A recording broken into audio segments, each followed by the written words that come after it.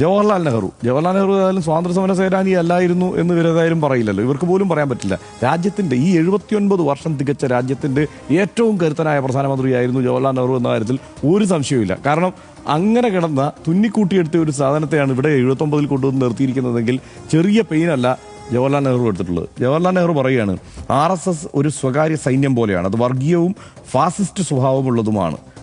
അതായത് എന്താണ് ഈ RSS എന്നുള്ളത് അത് ഇപ്പോൾ പറഞ്ഞതാണ്. 48 മഹാത്മാഗാന്ധിയുടെ വധത്തിന് തൊട്ടു പിന്നാലെ അദ്ദേഹം പറഞ്ഞതാണ്.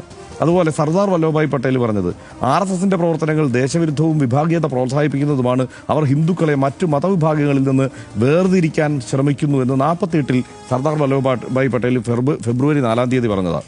ഇനി സുഭാഷ് ചന്ദ്രബോസ്, ഇപ്പോൾ ഇവിടെ പടം ഇരിപ്പുണ്ടല്ലോ പെട്രോളിയം മന്ത്രാലയത്തിന്റെ പോസ്റ്ററിൽ, അദ്ദേഹം പറഞ്ഞത് RSSന്റെ സങ്കുചിത ഹിന്ദുത്വ ആശയങ്ങൾ ഇന്ത്യയുടെ ബഹുസ്വര സംസ്കാരത്തിനെതിരാണ് എന്ന്.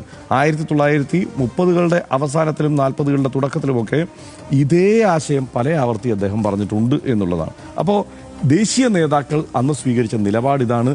അതിനെയൊക്കെ അതിജീവിച്ചാണ് ഈ രാഷ്ട്രം 79 എത്തിയത്. മനസ്സിലായില്ലേ? അതിനോടെല്ലാം പോരാടിക്കൊണ്ടാണ് രാഷ്ട്രം 79 എത്തിയത്.